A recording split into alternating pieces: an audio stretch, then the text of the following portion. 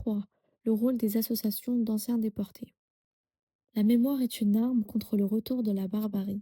Cette phrase de Marcel Paul, ancien déporté et fondateur de l'association, résume l'objectif principal de celle-ci, née juste après la guerre. Il s'agit de la FNDIRP. Nous sommes alors en octobre 1945 à Paris. La guerre vient de se terminer et des milliers de déportés reviennent des camps nazis. Ils sont affaiblis, marqués physiquement et psychologiquement, mais ils sont vivants. Et surtout, ils veulent que leur histoire ne soit jamais oubliée. C'est dans ce contexte que la FNDIRP est créée par d'anciens déportés résistants, une association profondément marquée par les valeurs de la résistance, antifascisme, solidarité et engagement, mais ouverte à tous, quelles que soient les origines politiques, religieuses ou sociales.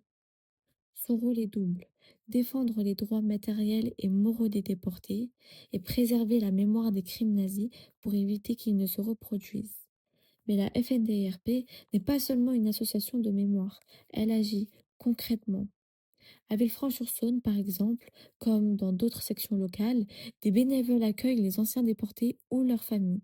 Ils les aident à constituer des dossiers officiels et derrière ces démarches administratives se trouvent des histoires humaines, comme celle d'André-Eugène Berthier, ancien plombier zingueur, arrêté en Autriche à Eisenerz le 13 septembre 1943, puis déporté à Dachau le 30 décembre 1943.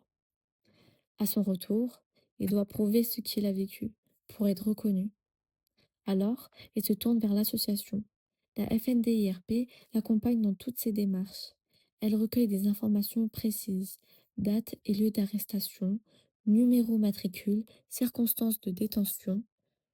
Elle rassemble aussi des preuves, des témoignages d'anciens camarades, des attestations, des archives, et notamment une lettre, celle de Roger Choton. Je sous-signais Choton-Roger à Villefranche-sur-Saône, certifié que Berthier André-Eugène, déporté du travail en 1943, a été arrêté à Eichenerz, en Autriche, pour diffusion d'informations provenant de la radio anglaise, ainsi que pour avoir facilité l'évasion de 2 prisonniers de guerre. Je peux l'affirmer sur la foi du serment. Grâce à ces éléments, l'association accompagne André jusqu'à la reconnaissance officielle. Il obtient alors une carte d'internés ou déporté politique, une carte essentielle, car elle donne accès à une pension, à des droits, mais surtout à une reconnaissance nationale. Et au-delà des démarches administratives, la FNDIRP remplit une mission essentielle: transmettre la mémoire. Parce que se souvenir, c'est résister et c'est empêcher que la barbarie ne revienne.